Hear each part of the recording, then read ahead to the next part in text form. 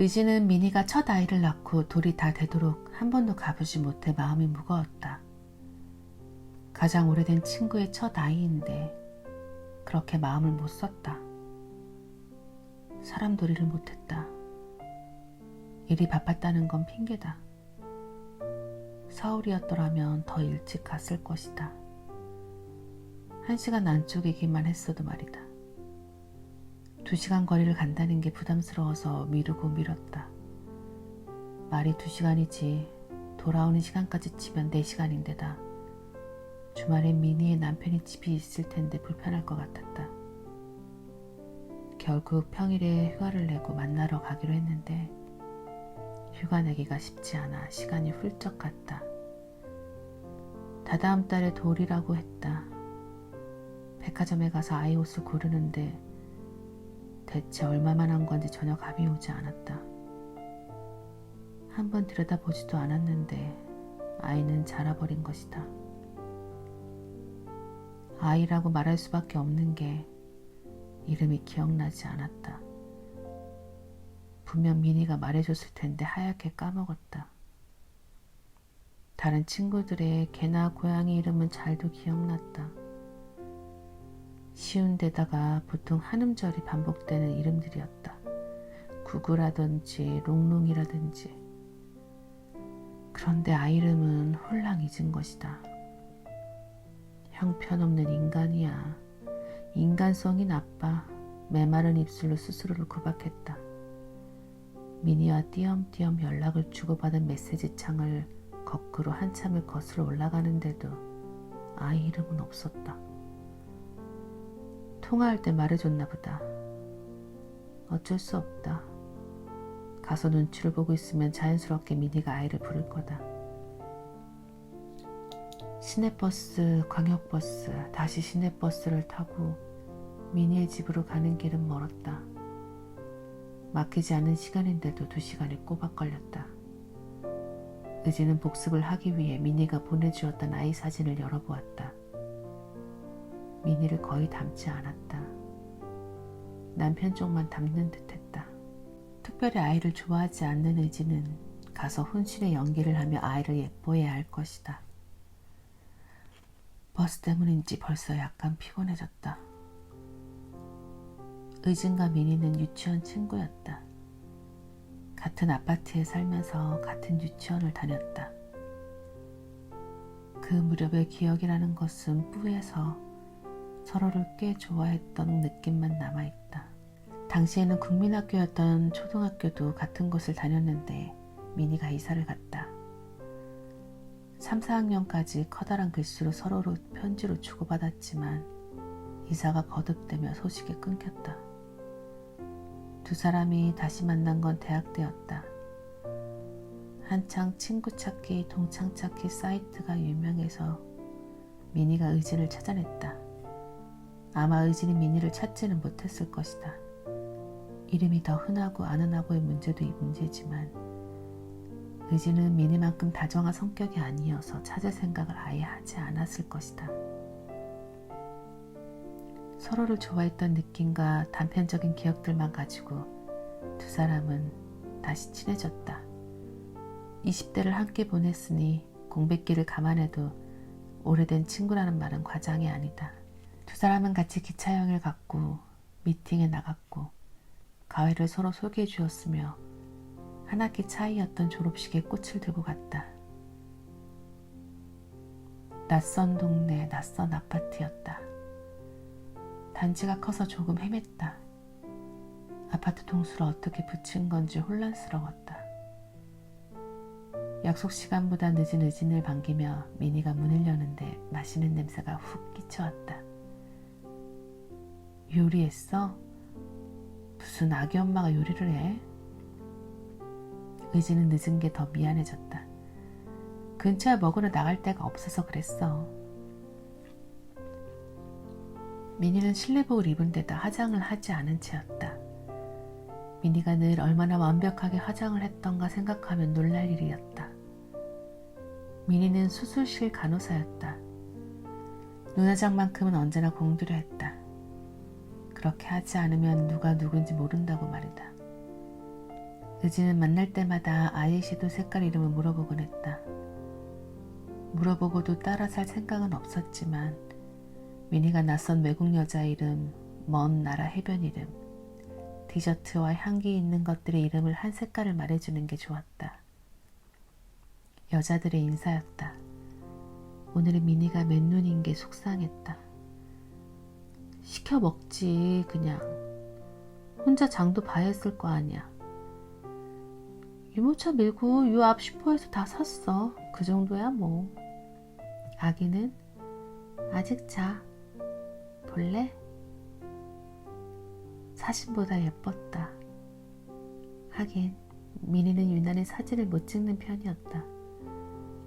엄마가 네 안티구나. 그렇지. 의지는 막 깨려가는 아이에게 고개를 숙였다.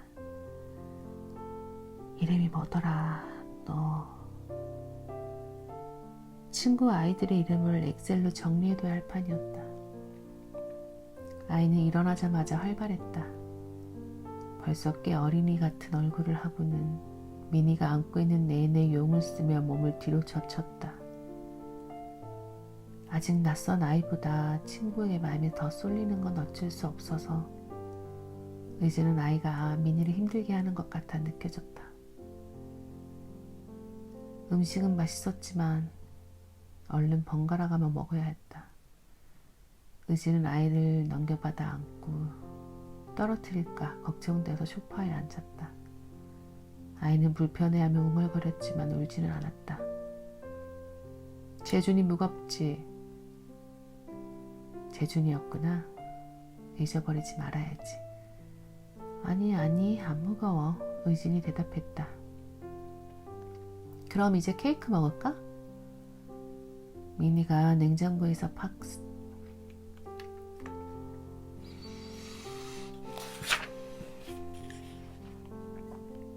미니가 냉장고에서 박스째 케이크를 꺼내었다. 둘이서 먹는데 어째서 조각이 아니라 하나를 통째 샀는지 알 수 없었다. 새삼스러운 일은 아니었다. 미니는 뭔가를 조각으로 사는 법이 없었다. 조그만 애가 손이 컸다.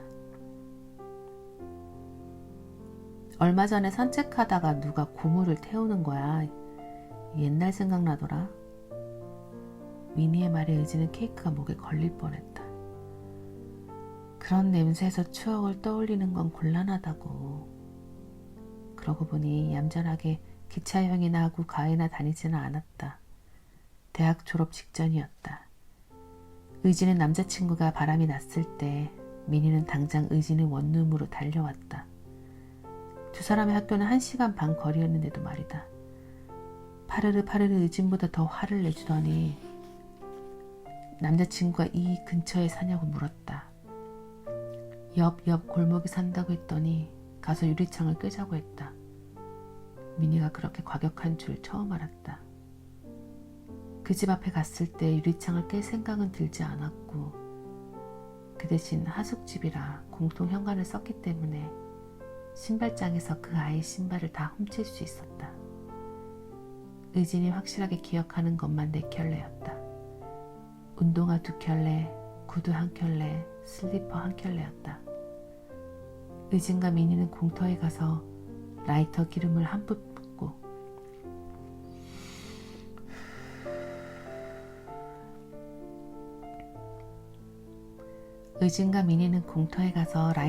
한 통 붓고 그 신발들을 태웠다.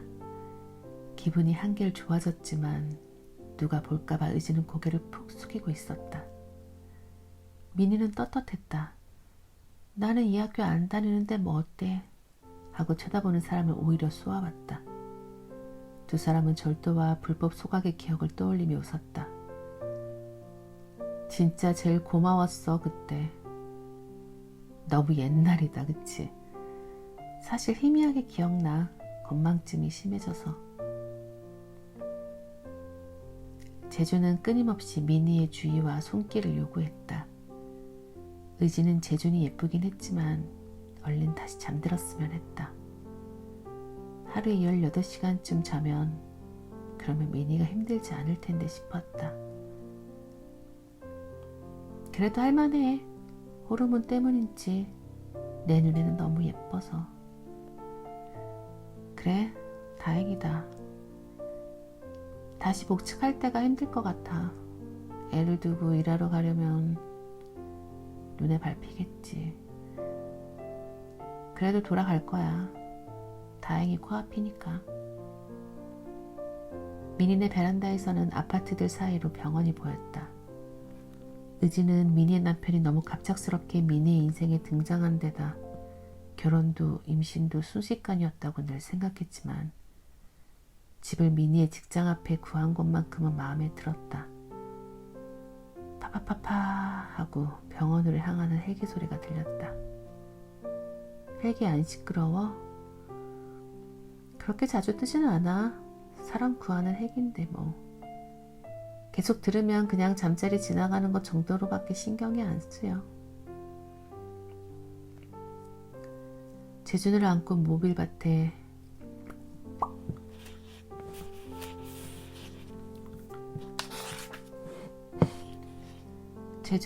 모빌 아래 데려가 줬더니 좋아서 버둥거렸다. 의지는 팔에 힘을 꽉 주었다. 둥가둥가 하며 위아래로 흔들어 주었더니 재준도 리듬을 탔다. 웃으며 의진과 눈을 맞추었다. 민희와 하나도 안 닮았나? 닮은 데가 없나? 눈썹이 너랑 좀 닮은 것 같아. 사람들이 다 그러더라. 눈썹 위로는 나랑 닮았대. 민희가 그 말을 듣고 좋아했다. 사실 눈썹 위로는 아무것도 없지 않나 하면서도 재진은 의준의 이마를 골똘히 보았다. 가만 서 있었더니 다시 버둥거렸다. 혼자 바닥을 돌아다니면서 노래를 부르는 태엽 도마뱀을 쫓아다니며 재준을 계속 흔들어 주었다. 도마뱀이 부르는 동요는 뭉개져서 잘 들리지 않았다. 흥분해서 벌린 입만으로도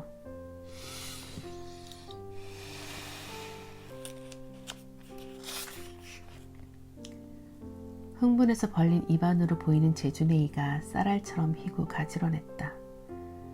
치열도 민희를 닮은 것 같았다. 뭐 아직 이 몇 개로는 모를 일이지만 말이다. 나중에 하나도 기억 못하겠지? 네가 자기를 얼마나 사랑했는지. 의지는 저도 모르게 그런 말을 했다. 우리가 한 사람 한 사람이 기억하지 못하는 사랑의 기간들이 얼마나 길까.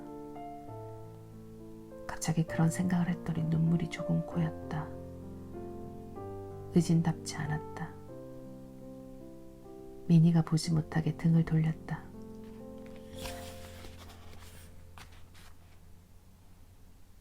그래도 괜찮아. 기억하는 나이가 되면 더 좋아해 줄 거야. 민희가 다가와서 재준을 넘겨받았다.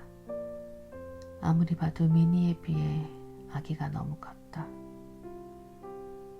차가워졌어도 여전히 맛있는 차를 끝까지 마시고 의지는 다시 버스를 타러 갔다. 민희가 아기를 안고 데려다 주려고 했지만 엘리베이터까지만 배웅받기로 합의했다. 아직 바이바이를 못하는 재준의 손을 민희가 흔들었다. 이모, 휴가 내고 와줘서 고마워요 해. 고마워요, 바이바이 해. 의진도 닫히는 문 사이로 끝까지 손을 흔들었다.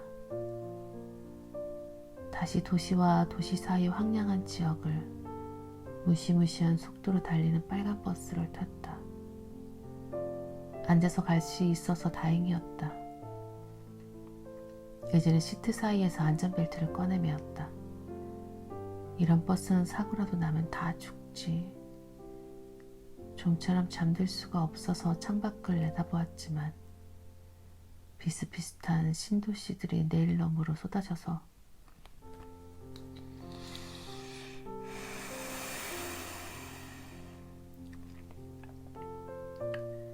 좀처럼 잠들 수가 없어서 창밖을 내다보았지만 비슷비슷한 신도시들이 레일 너머로 높아졌다 낮아졌다만 반복했다. 민희네 동네에 또 간다 해도 또 헤맬 것이다. 전국이 다 비슷하다. 볼성 사납게 비슷하다. 언젠가는 민희와 가까운 곳에 살고 싶다. 바로 옆집에. 아무도 듣지 못할 만큼 작은 소리로 의진은 혼잣말을 했다. 의진도 민희도 어렸을 때 꿈꿨던 것처럼 서울에는 살지 못할 것이다. 그렇다면 신도시 중에 가장 덜 삭막해 보이는 곳을 골라야 할 터였다. 너무 빨리는 말고 재준이가 조금 큰 다음에. 의진은 휴대폰 연락처에서 민희의 이름을 찾아 메모칸에 재준의 이름을 적었다. 잊어버리지 않도록.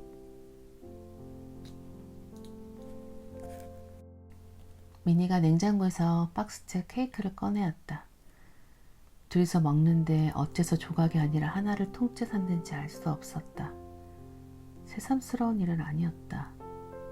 민희는 뭔가를 조각으로 사는 법이 없었다. 조그만 애가 손이 컸다. 얼마 전에 산책하다가 누가 고무를 태우는 거야. 옛날 생각나더라.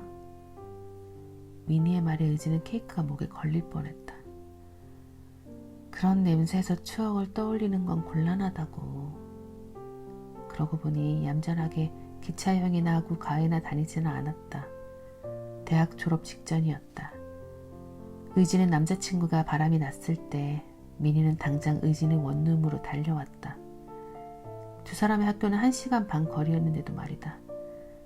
파르르 의진보다 더 화를 내주더니 남자친구가 이 근처에 사냐고 물었다.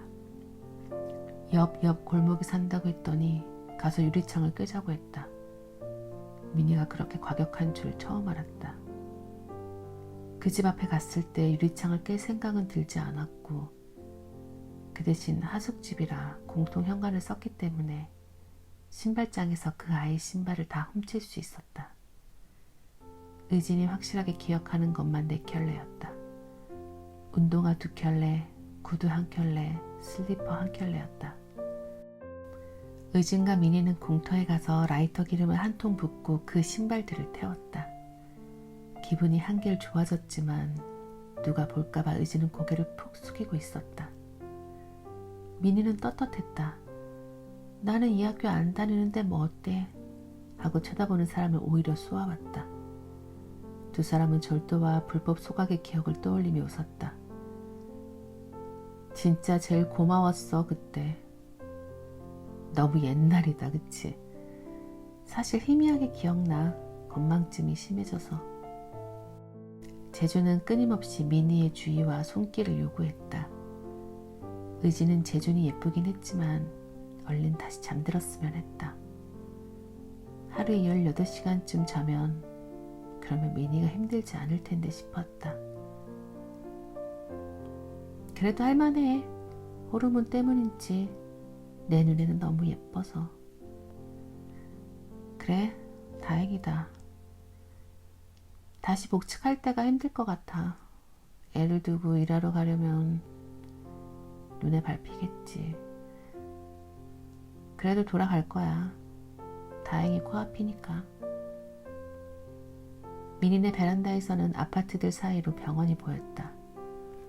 의지는 민희의 남편이 너무 갑작스럽게 민희의 인생에 등장한 데다 결혼도 임신도 순식간이었다고 늘 생각했지만 집을 민희의 직장 앞에 구한 것만큼은 마음에 들었다. 파파파파 하고 병원으로 향하는 헬기 소리가 들렸다. 헬기 안 시끄러워? 그렇게 자주 뜨지는 않아. 사람 구하는 헬기인데 뭐. 계속 들으면 그냥 잠자리 지나가는 것 정도로밖에 신경이 안 쓰여. 재준을 안고 모빌 아래 데려가 줬더니 좋아서 버둥거렸다. 의지는 팔에 힘을 꽉 주었다. 둥가둥가 하며 위아래로 흔들어 주었더니 재준도 리듬을 탔다. 웃으며 의진과 눈을 맞추었다. 민희와 하나도 안 닮았나? 닮은 데가 없나? 눈썹이 너랑 좀 닮은 것 같아. 사람들이 다 그러더라. 눈썹 위로는 나랑 닮았대. 미니가 그 말을 듣고 좋아했다. 사실 눈썹 위로는 아무것도 없지 않나 하면서도 재진은 의준의 이마를 골똘히 보았다. 가만 서 있었더니 다시 버둥거렸다. 혼자 바닥을 돌아다니면서 노래를 부르는 태엽 도마뱀을 쫓아다니며 재준을 계속 흔들어 주었다. 도마뱀이 부르는 동요는 뭉개져서 잘 들리지 않았다. 흥분해서 벌린 입안으로 보이는 재준의 이가 쌀알처럼 희고 가지런했다. 치열도 미니를 닮은 것 같았다. 뭐 아직 이 몇 개로는 모를 일이지만 말이다. 나중에 하나도 기억 못하겠지? 네가 자기를 얼마나 사랑했는지.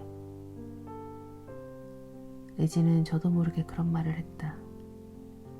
우리가 한 사람 한 사람이 기억하지 못하는 사랑의 기간들이 얼마나 길까. 갑자기 그런 생각을 했더니 눈물이 조금 고였다. 의진답지 않았다. 미니가 보지 못하게 등을 돌렸다. 그래도 괜찮아. 기억하는 나이가 되면 더 좋아해 줄 거야. 미니가 다가와서 재준을 넘겨받았다. 아무리 봐도 미니에 비해 아기가 너무 컸다. 차가워졌어도 여전히 맛있는 차를 끝까지 마시고 의지는 다시 버스를 타러 갔다. 미니가 아기를 안고 데려다 주려고 했지만 엘리베이터까지만 배웅받기로 합의했다. 아직 바이바이를 못하는 재준의 손을 미니가 흔들었다. 이모, 휴가 내고 와줘서 고마워요 해. 고마워요, 바이바이 해. 의진도 닫히는 문 사이로 끝까지 손을 흔들었다. 다시 도시와 도시 사이 황량한 지역을 무시무시한 속도로 달리는 빨간 버스를 탔다. 앉아서 갈 수 있어서 다행이었다. 의진은 시트 사이에서 안전벨트를 꺼내매었다. 이런 버스는 사고라도 나면 다 죽지. 좀처럼 잠들 수가 없어서 창밖을 내다보았지만 비슷비슷한 신도시들이 레일 너머로 높아졌다 낮아졌다만 반복했다. 미니네 동네에 또 간다 해도 또 헤맬 것이다. 전국이 다 비슷하다. 볼성사납게 비슷하다. 언젠가는 미니와 가까운 곳에 살고 싶다. 바로 옆집에. 아무도 듣지 못할 만큼 작은 소리로 의진은 혼잣말을 했다. 의진도 미니도 어렸을 때 꿈꿨던 것처럼 서울에는 살지 못할 것이다. 그렇다면 신도시 중에 가장 덜 삭막해 보이는 곳을 골라야 할 터였다. 너무 빨리는 말고 재준이가 조금 큰 다음에. 의진은 휴대폰 연락처에서 미니의 이름을 찾아 메모칸에 재준의 이름을 적었다. 잊어버리지 않도록.